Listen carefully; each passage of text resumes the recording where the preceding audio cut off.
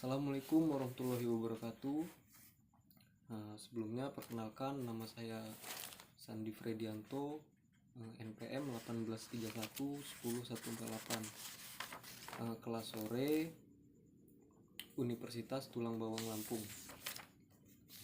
Jadi kali ini saya akan menjelaskan tentang praktikum analisis instrumen dan kimia analitik 2.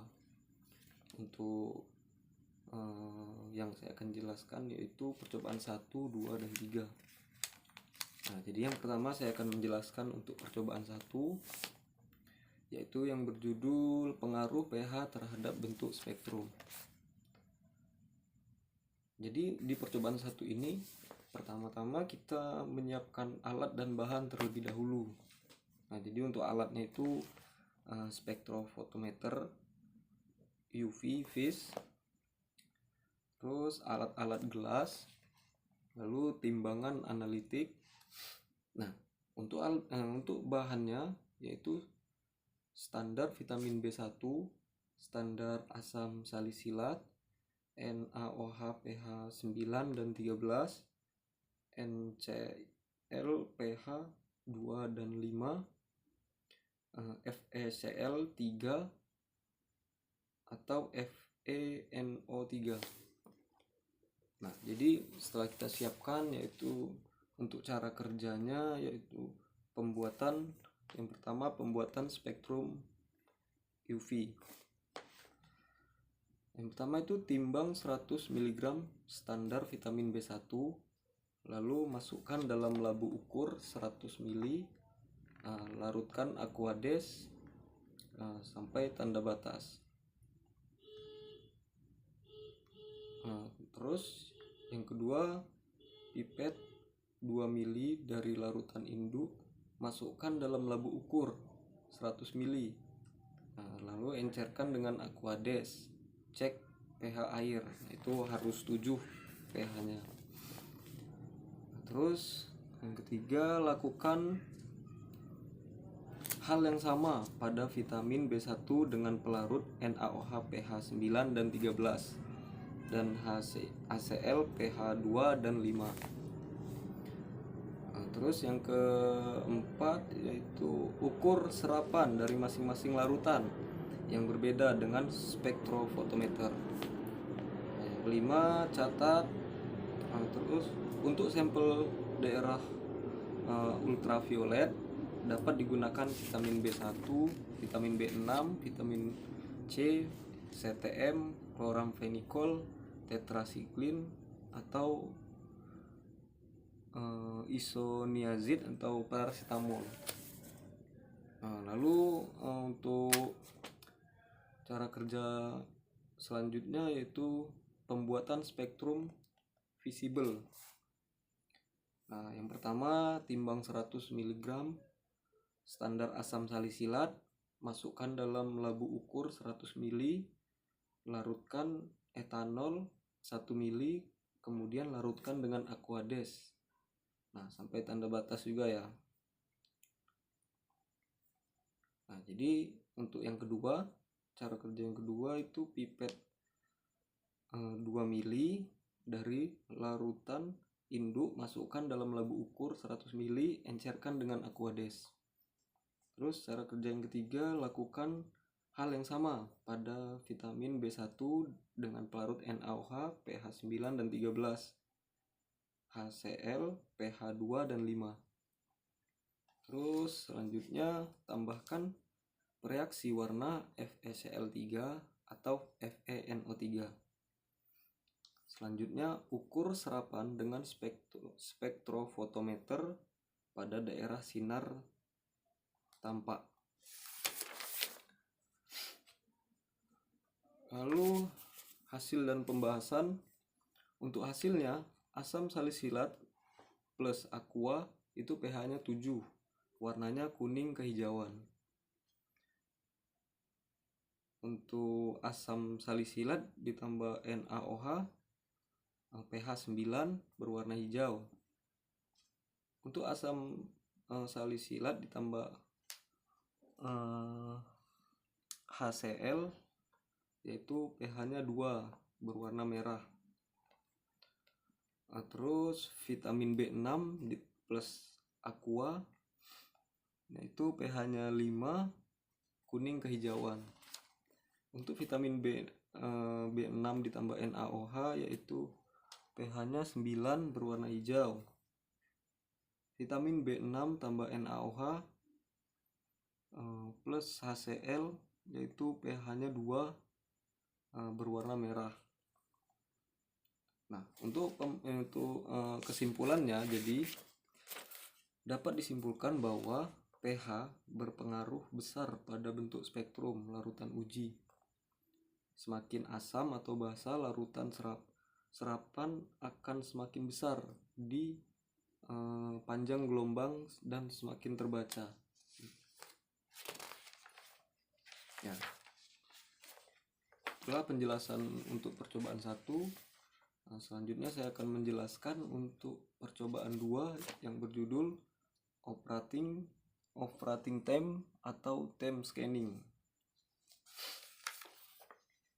Jadi yang pertama kita akan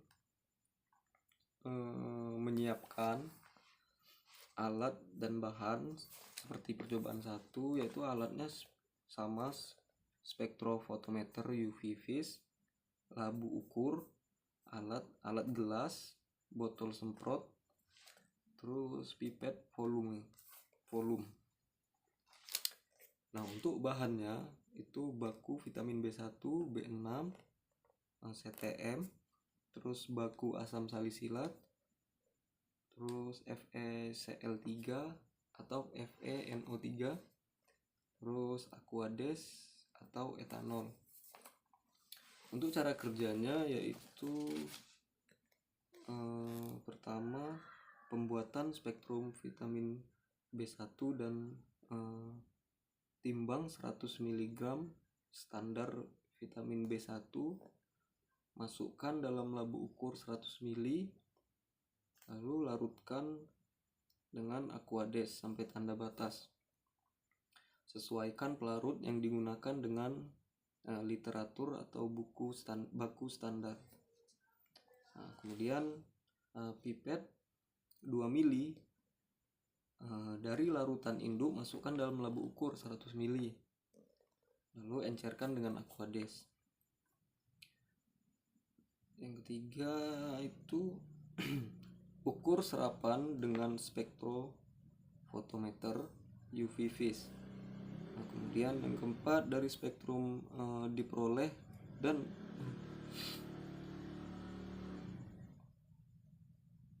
jadi setelah itu lakukan time scanning sampai maksimum.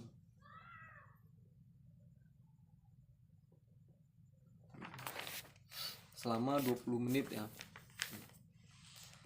Jadi untuk cara kerja yang kedua, pembuatan spektrum asam salisilat dan time scanning. Jadi yang pertama itu timbang 100 mg standar asam salisilat, masukkan dalam labu ukur 100 ml, larutkan dengan etanol, larutkan dengan aquades sampai tanda batas. Lalu yang kedua, pipet 2 ml dari larutan induk, masukkan dalam labu ukur 100 ml, encerkan dengan aquades. Lalu tambah reaksi FeCl3 atau FeNO3. Terus ukur serapan dengan spektrofotometer UV vis. Nah, dari alat ini diperoleh hasil maksimum. Lalu lakukan time scanning maksimum selama 20 menit. Nah, jadi untuk hasilnya pada waktu 2 menit ya, absorbasinya itu 1,402, 4 menit 1,400, untuk 6 menit itu 1,398, untuk 8 menit itu 1,399, untuk 12 menit itu 1,399, untuk 14 menit 1,399, 18 menit itu 1,399, nah, untuk 20 menit itu 1,396. Nah, ini untuk data operating time vitamin B1. Nah, untuk data operating time asam salisilat itu waktu 2 menit itu absorbasinya itu 0,756, waktu untuk 4 menit itu 0,760, 6 menit 0,762, 8 menit 0,64, untuk 0,764, untuk 12 menit 0,768, 14 menit 0,770, 16 menit 0,775, 18 menit 0,775, 20 menit 0,775. Jadi untuk pembahasannya, penentuan operating time bertujuan untuk mengetahui bahwa reaksi antara senyawa telah selesai, sehingga tidak akan ada perubahan serapan dengan ditandai terbentuk senyawa kompleks. Nah, operating time dilakukan dengan penggunaan larutan uji B6 pada gelombang maksimal. Nah, hasil operating time pada larutan uji vitamin B6 didapatkan pada menit 8 sampai menit ke-20. Senyawa asam salisilat direaksikan dengan FeCl3 akan terbentuk senyawa kompleks, sehingga proses reaksi ini memerlukan waktu yang disebut operating time. Hasil operating time pada asam salisilat plus FeCl3 didapatkan pada menit 16 sampai menit ke-20. Nah, jadi kesimpulannya dari percobaan ini dapat disimpulkan bahwa spektrofotometer UV vis adalah metode yang sederhana, mudah, dan cepat dalam analisa kualitatif, dan salah satunya penentuan panjang gelombang.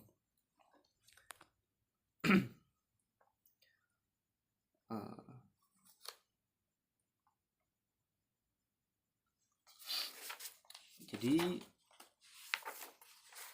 untuk percobaan yang terakhir itu saya akan menjelaskan, yaitu percobaan 3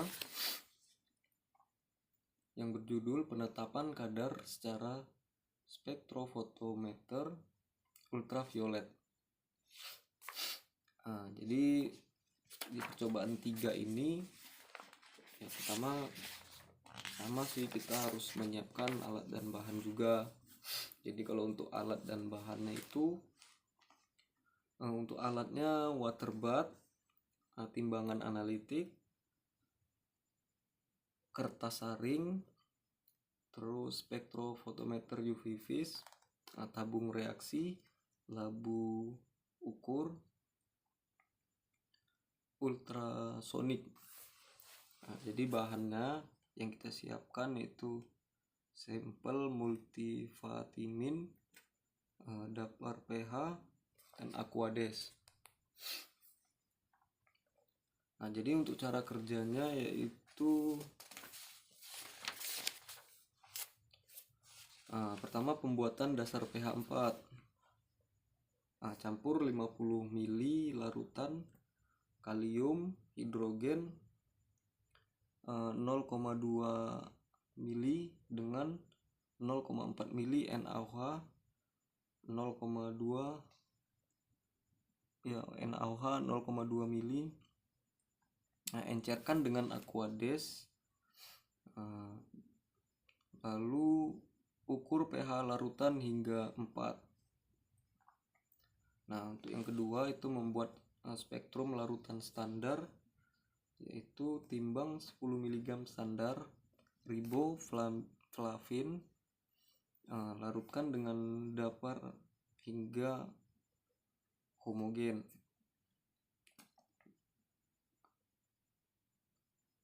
Jadi selama 15 menit.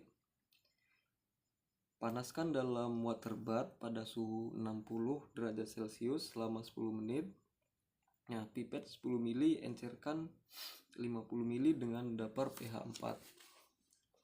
Lalu ukur serapan dengan spektrofotometer. Terus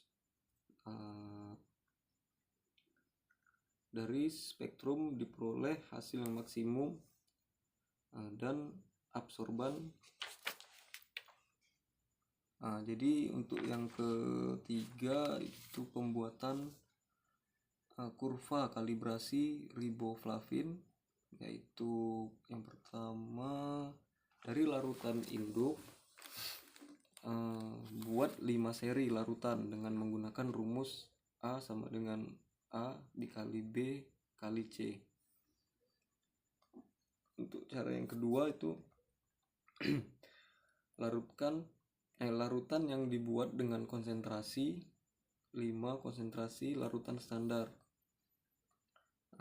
Yang ketiga, ukur sampai serapan masing-masing larutan pada panjang gelombang maksimum dari spektrum baku. Terus selanjutnya dari data tersebut diperoleh nilai persamaan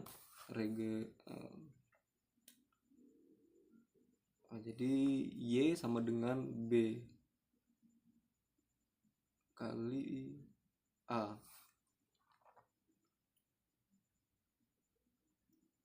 Jadi untuk cara yang keempat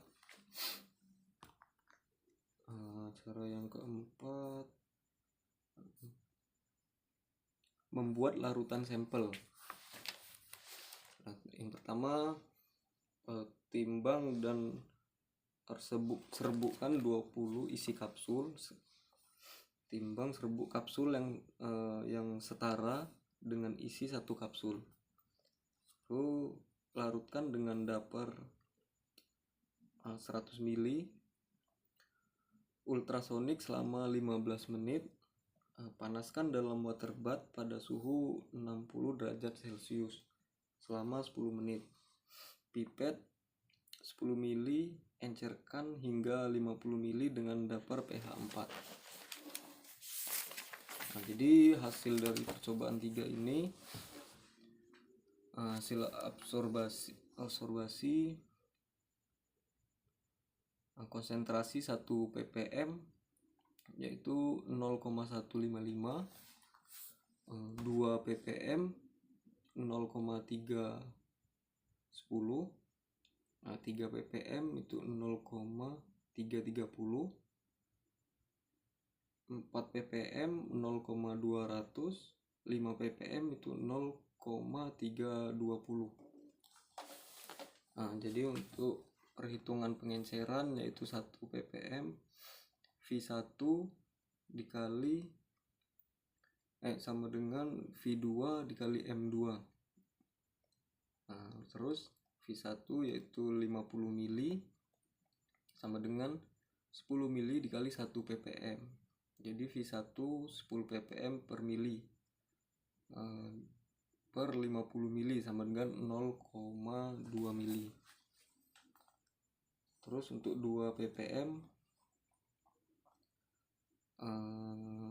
V1 dikali 50 mili sama dengan 10 mili dikali 2 ppm, yaitu V1 sama dengan 20 ppm per mili per 50 mili sama dengan 0,4 mili. Untuk 3 ppm V1 dikali 50 mili sama dengan 3 ppm dikali 10 mili sama dengan 30 ppm per mili per 50 mili sama dengan 0,6 mili. Untuk 4 ppm yaitu V1 dikali 50 mili sama dengan 4 ppm dikali 10 mili 40 ppm per mili per 50 mili sama dengan 0,8 mili. Untuk 5 ppm V1 dikali 50 mili sama dengan 5 ppm dikali 10 mili. Itu V1 sama dengan 50 ppm per mili dibagi 50 mili sama dengan 1 mili. Jadi untuk pembahasannya pada praktikum penetapan kadar kurva menggunakan spektrofotometri ultraviolet, sampel yang digunakan yaitu vitamin B12 dan diencerkan 5 kali replikasi dengan konsentrasi 1 ppm, 2 ppm, 3 ppm, 4 ppm, 5 ppm dengan konsentrasi induk 50 mili. Panjang gelombang yang digunakan untuk penetapan kadar 200 sampai 400 nm dengan larutan baku Aquades. Nah, berdasarkan hasil penelitian yang telah digunakan dan didapatkan hasil larutan vitamin B12 1 ppm itu 0,155, 2 ppm 0,310, 3 ppm 0,330, 4 ppm 0,200, 5 ppm 0,320. Nah, jadi untuk kesimpulannya yaitu berdasarkan dari praktikum yang didapat, dapat disimpulkan bahwa semakin kecil konsentrasi larutan, maka semakin kecil absorbasinya. Nah, begitu juga sebaliknya.